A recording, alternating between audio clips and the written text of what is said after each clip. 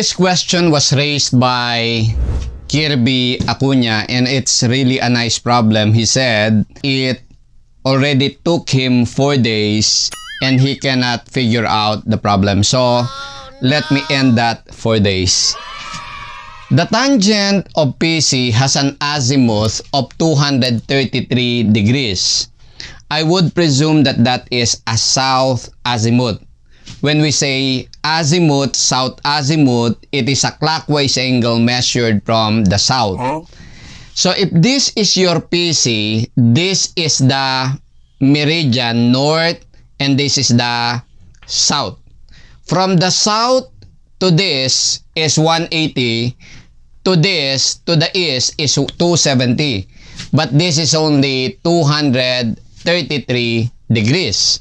So this one from here to here, this is 233 degrees. So this is the tangent line at PC. This one. Okay? So it means if this is the tangent line, the curve looks something like this. This is the point of tangency. But I will draw the curve later. Now, I will jump first to this condition. The long chord of reverse curve, meaning reverse curve, it must be an S curve. Okay?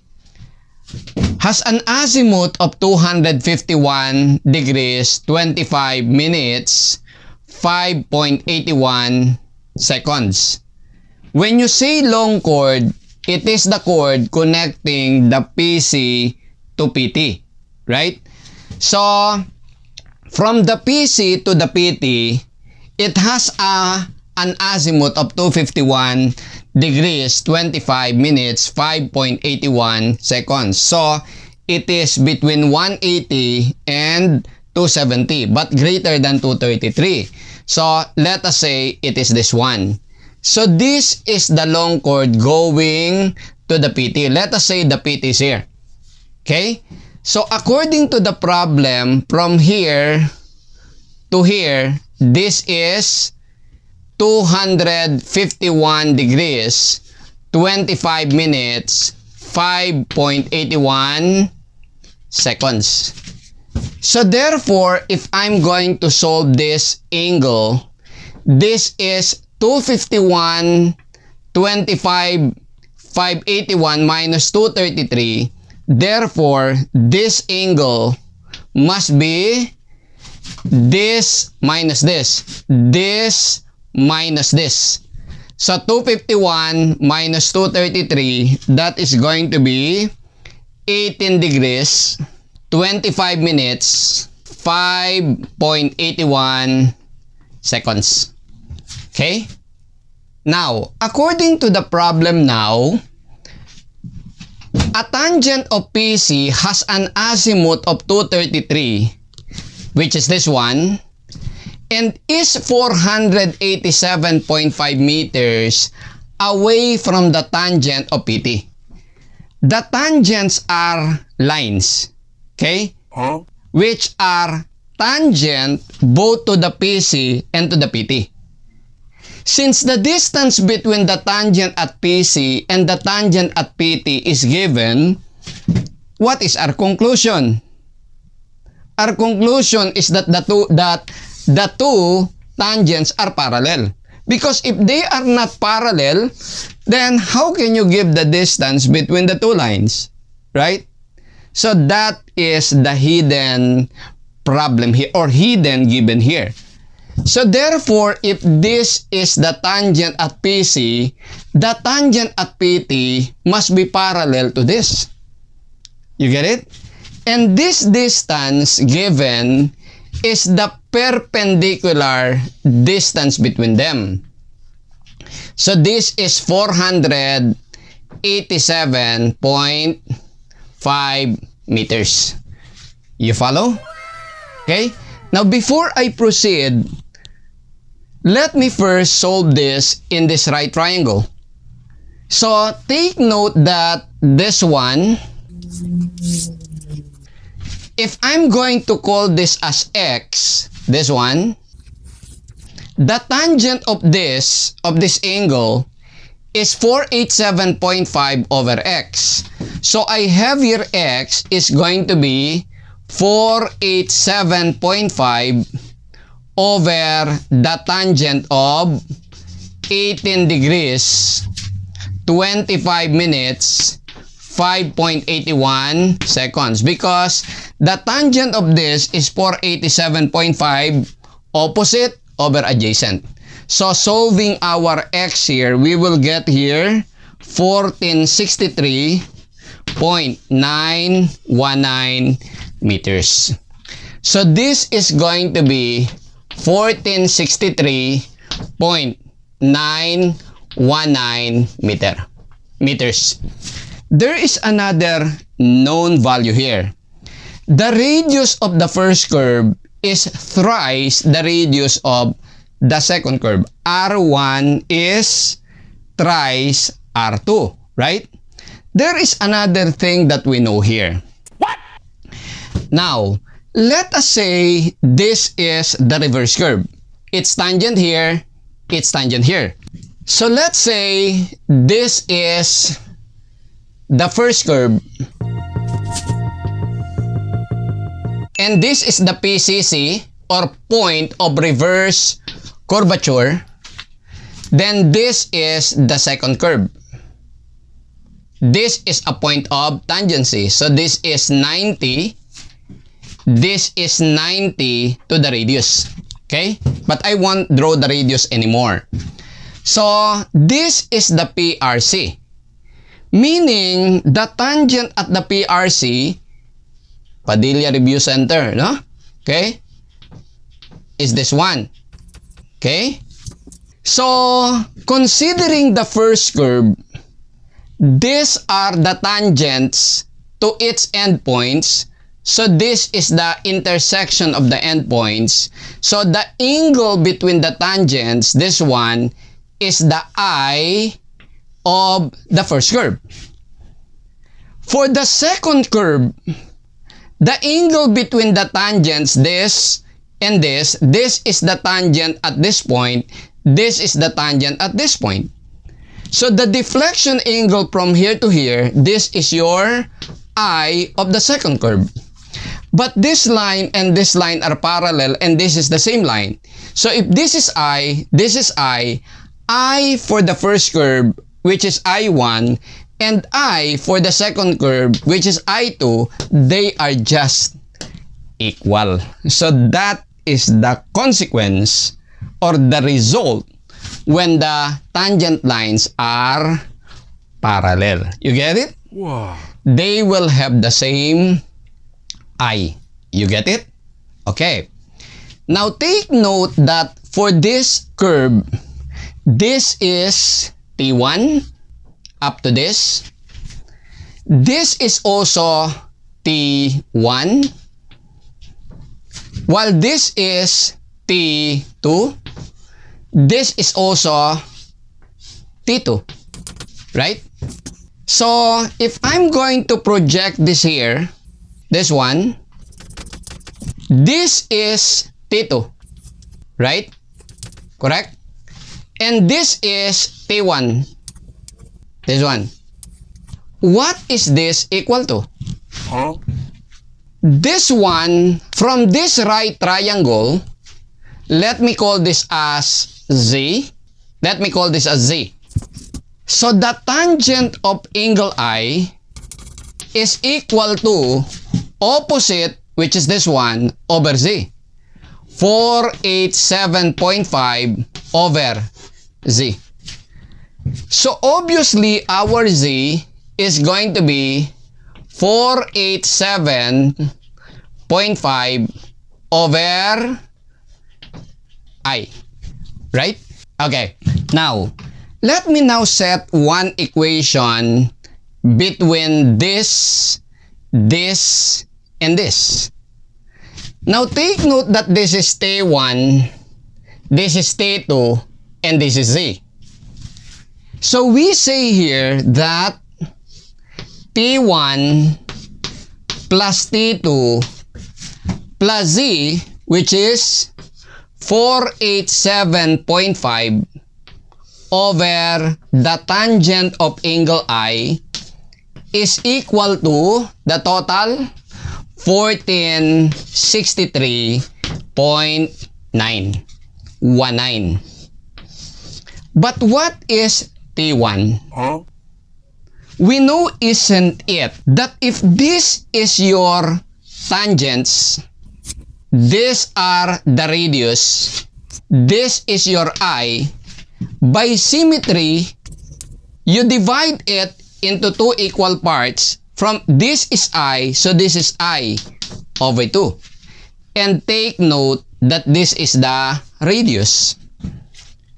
The tangent of I over 2 is equal to T over R. So we say that T is R tangent I over 2, right? So the basic is just this triangle, right? So T1 is equal to R1. But what is R1? 3 times the radius of T2. So let me call that 3R.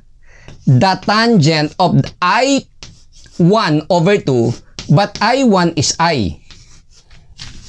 Plus T2, T2 is R, tangent of the angle I over 2. I1 and I2 are just equal.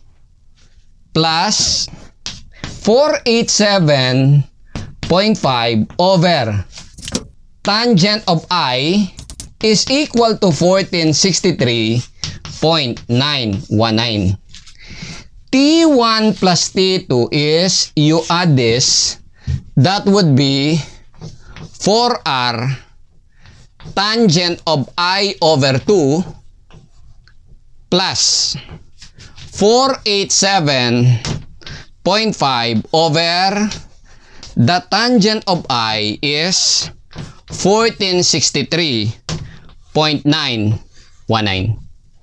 Let me call this equation 1. But from this triangle, take note that this is T1, this is T2. Square of this, which is 487.5 over, this is the tangent of I, over the tangent of I, quantity squared, plus square of this, 487.5 quantity squared. Whoa. Is equal to T1 plus T2 squared. But what is T1 plus T2?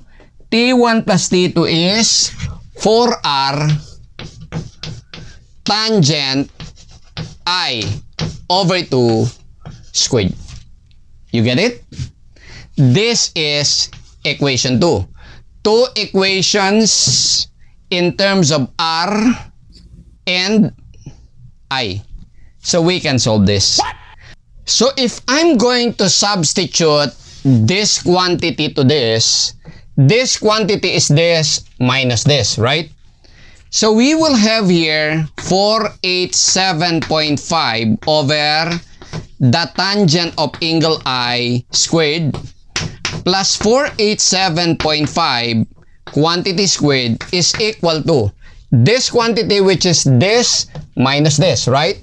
So it would be 1463.919 minus 487.5 over the tangent of angle I quantity squared. This equation is one equation in terms of I. So input in your calculator, shift, solve. This is going to be our I. So you'll get here I as 36.84 degrees. This is I1. This is also equal to I2. So substituting this I to this one, to equation 1, Huh? what we will have here will be 4r tangent of 1/2 of this 18.42 degrees plus 487.5 over the tangent of 36.84 degrees is equal to 1463.919. This will give us the value of r. Remember that I take r as the radius of the second curve, 3r the radius of the second curve. So r is which is equal to r2 is going to be, so this is 610.44 meters. So our r1 is 3, r2 3 times this 1831.32. So we are asked here to find the radius of the curve. These are our radius of curve. And then for the length of curve S1 and S2, we just have the formula SER, no? So if this is S1, this is I1, this is R1. So but this I must be in radians, so we just convert 36.84 degrees to change to radian, multiply by every pi radian is 180 degrees. So times R1, your R1 is 1831.32. You compute that, you'll get S1. For S2, it's I2, R2. So this is 36.84 pi over 180 degrees. To cancel the degrees, times R2 which is 610.44. You compute this, 1177.5, 392.5 meters. So these are S1 and S2. S1 and S2. Now, for stationing at PT, since PT is a point on the curve, so from PC, we take the path S1 plus S2. So this is stationing of PC plus S1 plus S2. So this is going to be 25,318. Substitute here, 25,318 plus S1 which is 1177.5 plus S2 which is 392.5. So this is going to be equal to 26 kilometers, 888 meters. So this is the stationing of PT. I hope, Kirby, na-solve ko yung problem mo and nakatulong ako sa'yo. So, thank you for raising the question. It's a nice question. So, tatandaan nyo lang, basta nagbigay ng distance between two lines like tangents, the implication is that they are parallel. And if the tangents at PC and PT are parallel, and it is a reverse curve, then it follows that I1 and I2 of the two curves must also be equal.